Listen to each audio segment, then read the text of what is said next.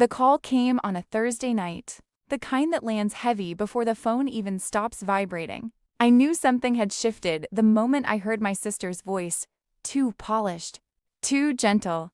The tone people use when they've already decided your place in the story. I stood barefoot in my penthouse kitchen, Manhattan glittering below, while she explained why it might be better if I skipped the family fundraiser this year. My name is Eleanor Stones, and that was the night I learned how invisible success can be when people have already made up their minds about you. She said the donors were conservative, that questions might arise about my career, direction, that it could be awkward. I let the word echo well my espresso, a machine I'd designed the analytics system for myself just because I could. I told her I understood. I always said that. After we hung up, I leaned against the marble counter and stared at the city that knew me better than my own blood ever had. To my family, I was still Eleanor who worked in tech, a vague phrase that sounded temporary. Unfinished, slightly disappointing.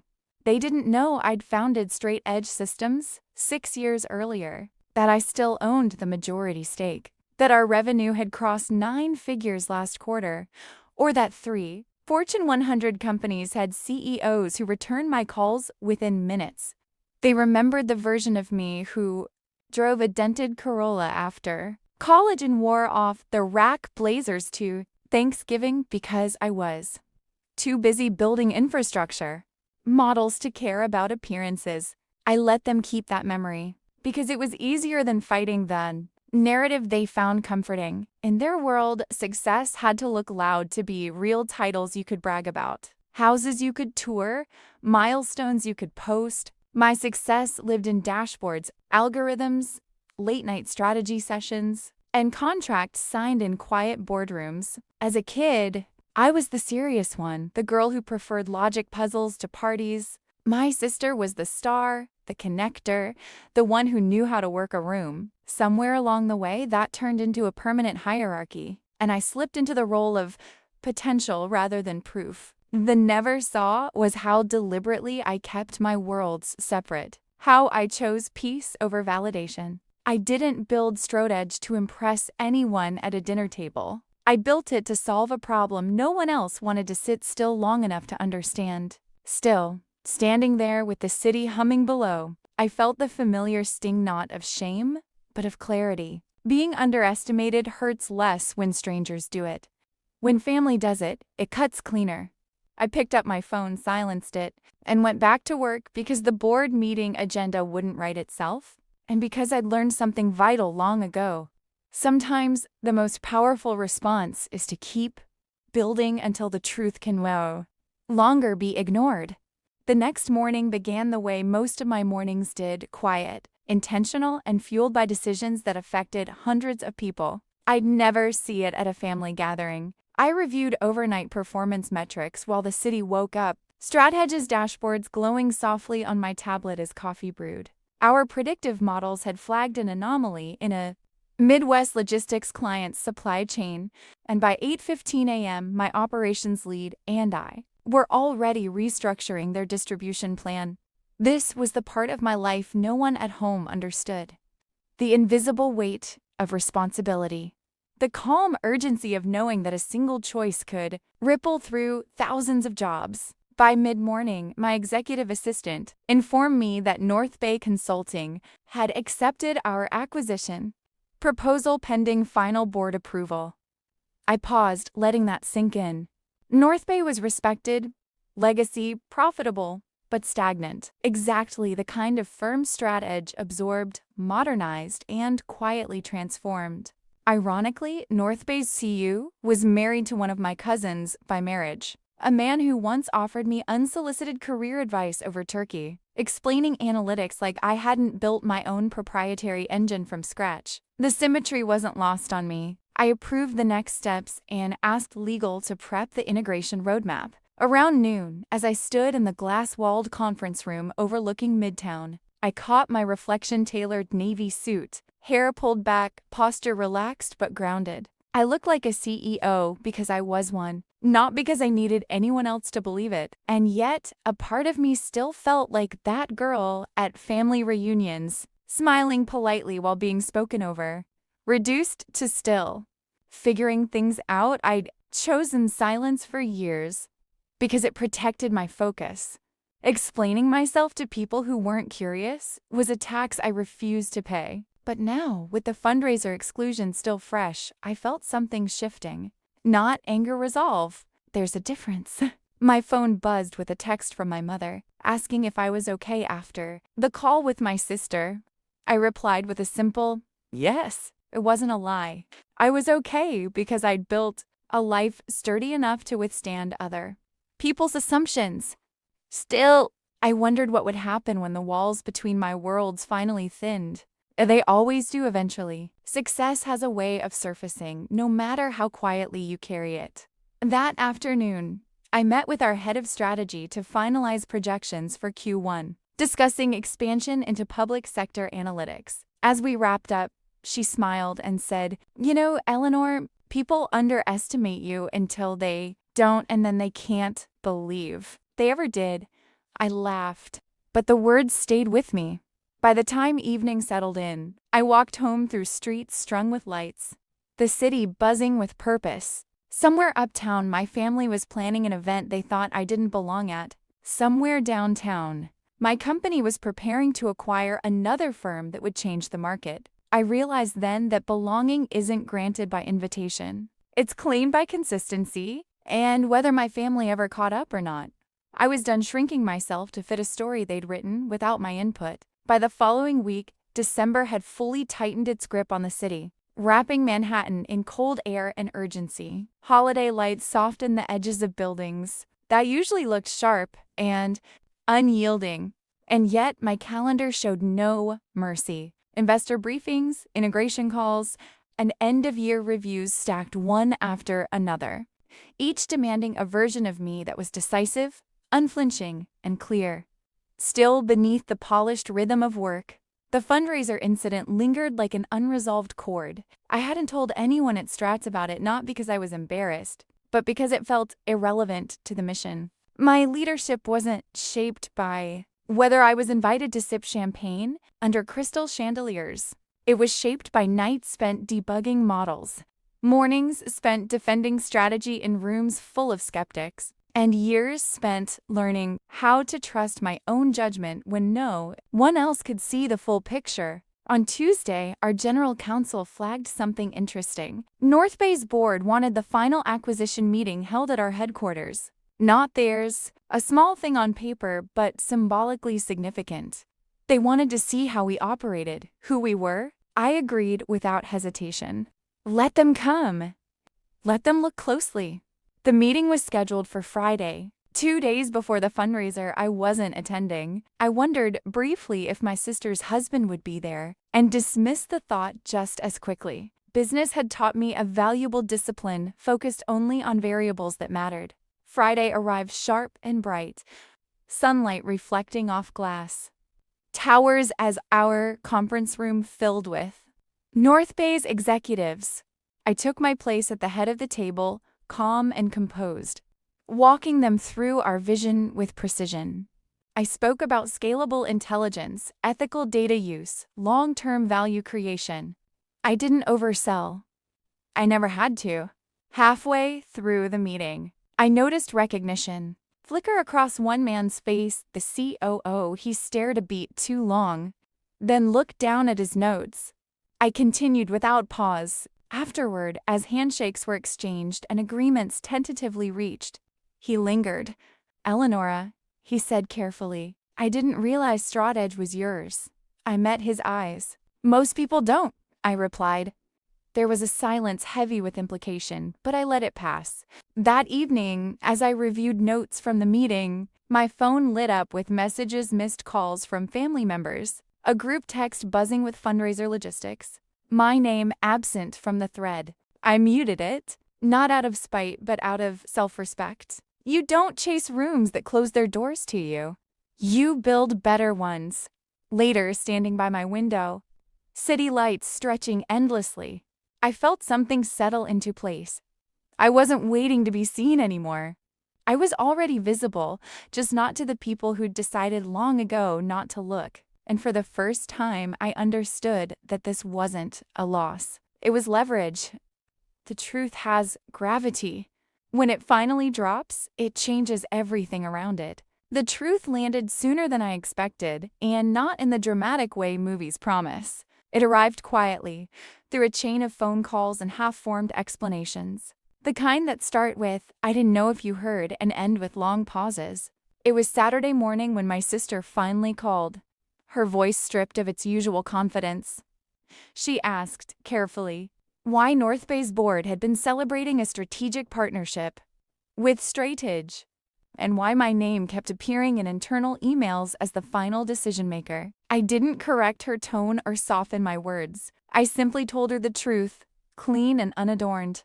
Yes, Strateg was my company. Yes, I founded it. Yes, I was the CEO. The silence on the other end stretched, long enough for me to hear her breathing change. When she finally spoke, it wasn't anger that came through. It was disorientation. The kind people feel when a story they've repeated for years suddenly collapses. She asked why I never told them, and I answered honestly. Because no one ever asked with genuine interest. Because every conversation had been framed around assumptions, not curiosity. Because I learned early that explaining myself to people committed to misunderstanding me was a losing game.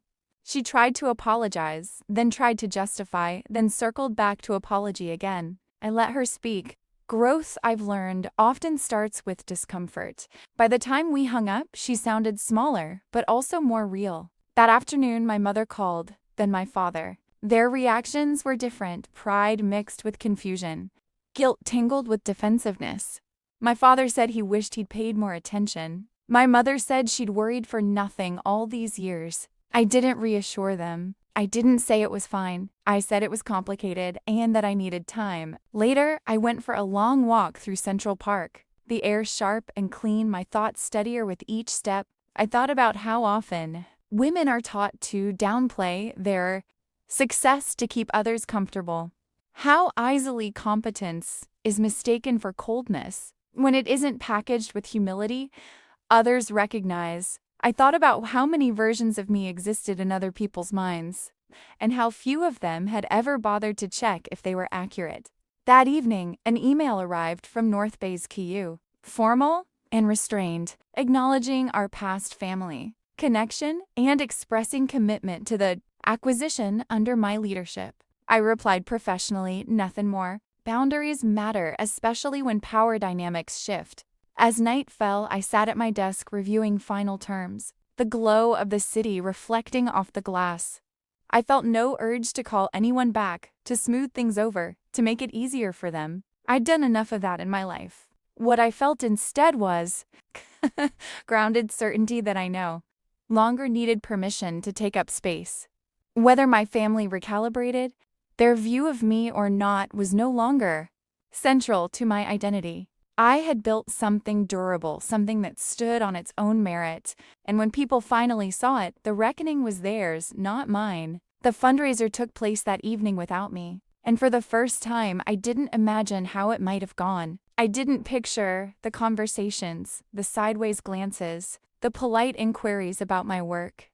Instead, I hosted a small dinner in my apartment for people who actually knew me, not just my title, but my temperament. My head of engineering brought her partner. Our CFO arrived straight from a flight, and one of our youngest data scientists showed up wide-eyed, having never been in a Hirais before. We ate takeout on real china, laughed about failed prototypes, and argued good-naturedly about whether ethics boards would become mandatory in AI within 5 years. It felt honest. Later, after everyone left, I checked my phone and saw a message from my niece my sister's daughter sent from her mother's phone. She said she heard I ran a company that helped other companies think better, and asked if that meant I worked with computers. I smiled at the simplicity of it. I wrote back that yes, I did, and that if she was curious, I'd be happy to show her sometime. The reply came quickly, full of exclamation points. That small exchange did more to soften the evening than any apology could have. Over the next few days, the acquisition accelerated. Contracts moved from draft to near final. Integration teams formed, and my calendar filled with planning sessions that stretched into the new year. In parallel, my family adjusted in fits and starts. My sister sent a long message acknowledging how she'd underestimated me, how easy it had been to accept a convenient narrative. My mother asked if I'd visit after the holidays. I didn't commit, but I didn't say no. Healing, like leadership, requires pacing. On Christmas Eve, snow dusted the city, and I worked from home, reviewing a proposal while jazz played softly in the background. I thought about how success rarely looks like triumph in the moment, it looks like alignment. Quiet, steady, earned. I also thought about responsibility, not just to shareholders and employees, but to the people watching from the edges, learning what's possible by example. That night, my niece messaged again, asking what coding was really like. I sent her a simple explanation and a link to a beginner-friendly resource, careful not to overwhelm her. She replied that she wanted to build something someday. "You can," I wrote back, "and you don't have to explain yourself to anyone while you do." I meant it more than she could know. As midnight approached, I poured a glass of wine and stood by the window. The city hushed under snow. I felt no bitterness, no need for vindication, just clarity. I had chosen substance over spectacle, and while that choice had cost me visibility in some rooms, it had earned me something far more valuable: autonomy. The rest would follow in its own time. It always does. Christmas morning arrived quietly, the kind of quiet that feels deliberate rather than empty. I woke later than usual, sunlight filtering through sheer curtains. The city softened by snow and stillness. For once, there were no urgent emails, no overnight crises demanding immediate attention. StratEdge was stable enough now to breathe without me for a few hours, a fact I'd worked years to make true. I made coffee and sat at the kitchen island, scrolling through messages that had accumulated overnight. There were the expected holiday greetings from colleagues and investors, polite and warm. But what caught my attention were the messages from family, tentative, careful, as if everyone was learning a new language at once. My sister sent a simple "Merry Christmas. I hope today is peaceful for you." My father sent a photo of the old tree in their living room, the one we decorated since childhood, with the caption, "Thinking of you." I didn't respond immediately, not because I didn't care, but because I was finally allowing myself the space to decide what I wanted, not what was expected. Mid-morning, I received a call from my niece, her voice bright and unfiltered.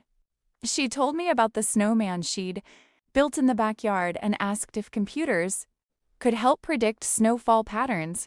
I laughed and told her yes, they could, and that maybe one day she'd build something that did exactly that. When we hung up, I felt a warmth that had nothing to do with the heating system. Influence, I realized, isn't always loud. Sometimes it's a quiet permission slip handed to the next generation. In the afternoon, I took a walk through the neighborhood, past brownstones and bundled families, past shop windows glowing with last-minute cheer. No one here knew my history or my title, and I liked it that way. I was just another woman moving through the city she'd chosen, grounded in a life she'd built deliberately. Later, I spent an hour reviewing a leadership development framework I'd been refining something I plan to roll out company-wide in the new year. It focused on curiosity over hierarchy, listening before assuming. I smiled at the irony.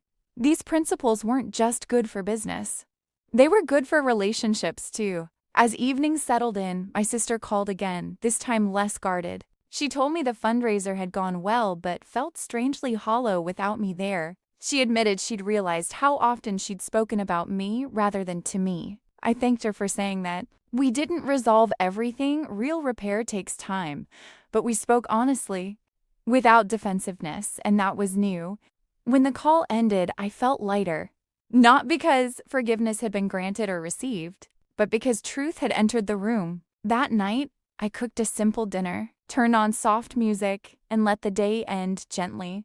I understood now that my story didn't need a dramatic reveal or a grand confrontation. It needed consistency, boundaries, and the courage to remain visible without performing. The world would adjust or it wouldn't. Either way, I would keep building, keep choosing depth over display, and that I knew was enough. By the time January arrived, the city had shed its festive glow and returned to its usual rhythm, faster, sharper, unapologetically focused. The holidays had passed, and so had a quiet chapter of reckoning I hadn't realized I needed. Strathedge was entering its next phase. The integration with North Bay had finalized, and for the first time, our name was circulating in industry headlines, not just analytic circles. I didn't seek publicity, but visibility was an inevitable byproduct of scale. When the Financial Ledger published a profile titled "The Silent Architect of Intelligent Systems," my inbox flooded overnight congratulatory messages, partnership inquiries, and, predictably, a text from my sister that began with, "Wow, I had no idea." I smiled at that. I wasn't angry anymore. The truth had done its quiet work. At the office, the atmosphere was electric. Growth always attracts attention, new investors, new competitors, new politics. But my team knew what made us different. Precision without ego. Progress without noise. One morning, while briefing the senior leadership on our global expansion plan, I caught sight of our mission statement etched onto the wall: build clarity where others see chaos. It struck me then that it wasn't just a corporate mantra, it was my personal philosophy too. Every major turn in my life had been about building clarity from misunderstanding. I'd stopped trying to correct people's versions of me long ago. Instead, I built proof they couldn't ignore. Later that week, I attended a tech conference, my first public event in over a year. As I stepped onto the stage to deliver a keynote about responsible data scaling, I caught sight of familiar faces in the audience: executives, analysts, a few journalists. But in the front row, unexpected, sat my sister. She didn't make a scene, didn't wave, didn't even smile too broadly. She just listened. Really listened. For 30 minutes, I spoke about the intersection of innovation and integrity, about designing systems that respect both data and the humans behind it. When I finished, the applause felt different, not louder, but fuller. Afterward, my sister approached quietly. "You were incredible," she said. And for once, there was no surprise in her tone, just recognition.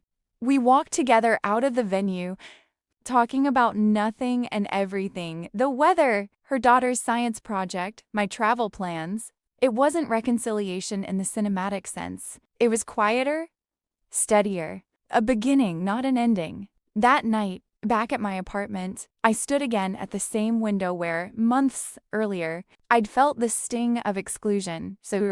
The skyline hadn't changed, but I had. Success hadn't made me louder, had made me clearer. I no longer needed to be seen to feel valid. I had built something lasting, not just a company, but a life with integrity threaded through every line of it. As the city pulsed beneath me, I thought of my niece, of the women who would come after me, of anyone who'd ever been underestimated into silence. I raised my glass to the view and whispered, not for anyone else to hear, "Keep building. The world catches up eventually." Spring arrived gradually, as it always does in New York, first hinted at by longer light, then confirmed by the return of impatience on the sidewalks. With it came momentum. Strathedge's integration with North Bay moved faster than projected, not because we rushed, but because the culture shift landed cleanly. People responded to being trusted, turnover dropped, engagement scores rose. Watching that transformation reminded me why I'd built the company the way I had. Leadership wasn't about command. It was about creating conditions where others could do their best work. One afternoon, while reviewing quarterly results, my assistant mentioned that my niece had emailed asking if I'd look at her first real coding project. I smiled and asked her to forward it. The code was messy, inefficient, full of enthusiasm and curiosity, and it worked. I sent back feedback that focused less on correction and more on encouragement. That night, my sister called to thank me, not for the help, but for the way I treated her daughter with respect, not condescension. That mattered. Our family dynamics were still recalibrating, But something fundamental had shifted. I was no longer the outlier they needed to explain away. I was simply myself, fully visible. And that visibility had forced everyone to update their assumptions. At work, I faced a different challenge. Success had made me a symbol. Younger founders reached out asking how to play it, right? How to win without burning bridges. I told them the truth, that there's no shortcut to being underestimated. That restraint is often mistaken for weakness, and that consistency outlasts spectacle every time. Some understood, some didn't. That was fine. I couldn't control how others interpreted my choices, only whether I stood by them. One evening, after a long day of strategy sessions, I attended a small dinner hosted by a former mentor. Around the table were people who had known me before StratEdge had a name. They spoke about impact, about legacy, about what remains when the noise fades. When it was my turn, I said this: I used to think being seen was the goal. Now, I think being grounded is. The table went quiet, not awkwardly, but thoughtfully. Walking home later, the city warm and alive, I felt deeply aligned. My life no longer felt divided into versions: professional Eleanor, family Eleanor, private Eleanor. They had merged into something simpler and stronger. Integration, I realized, isn't just a business process. It's personal. It's what happens when you stop compartmentalizing yourself to survive other people's expectations. As I unlocked my door, my phone buzzed with a message from my niece. I fixed the bug you pointed out. It works better now. I think I like solving problems. I typed back, hold on to that. It'll take you places. Standing in the quiet of my apartment, I understood something clearly at last. The arc of my story hadn't bent toward recognition, it had bent toward integrity. And integrity, once earned, doesn't need an audience. It carries its own weight, steady and undeniable, wherever you go. By summer, the noise had settled into something manageable, a low hum instead of a roar. StratEdge had crossed another milestone, one that would have thrilled my younger self, but this time, I mocked it quietly. With a walk at dusk and a long conversation with myself about what came next. Success, I'd learned, isn't a finish line. It's a responsibility that keeps changing shape. The more influence you have, the more intentional you must become about how you use it. I saw that clearly now in my company, in my family, and in myself. My relationship with my sister had grown steadier, less performative.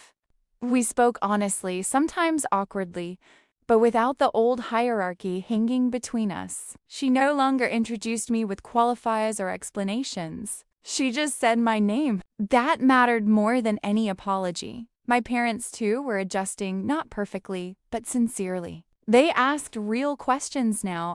They listened. And when they didn't understand, they admitted it instead of filling the gap with assumptions. That, to me, was progress. One evening, my niece came to stay with me for a weekend, her backpack full of notebooks and big ideas. We spent hours at my dining table, laptops open, talking through logic, creativity, and failure, how bugs aren't proof you're bad at something, just proof you're trying. Watching her work, I felt a quiet pride that had nothing to do with bloodlines or legacy and everything to do with possibility. This was the impact that lasted.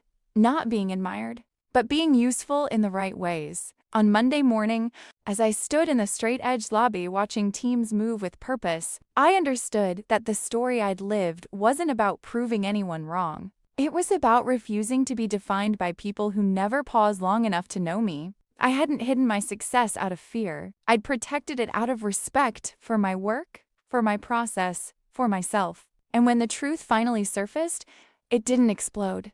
It settled. It rearranged relationships. It clarified priorities. It did what truth always does when you give it time. As I returned to my office, sunlight spilling across the floor, I felt grounded in a way I never had before. I didn't need to be invited into rooms that doubted me. I built rooms that didn't. I didn't need to be understood by everyone. I needed to be understood by myself. And I was. Fully. My name is Eleanor Stones, and this is the life I built, not loudly, not perfectly, but deliberately. And if there's one thing I know now, it's this: when you stop shrinking to fit other people's expectations, you don't lose connection. You gain alignment with your work, with your values, with the people who are willing to see you clearly. Everything else is just noise, and I've learned how to let it fade.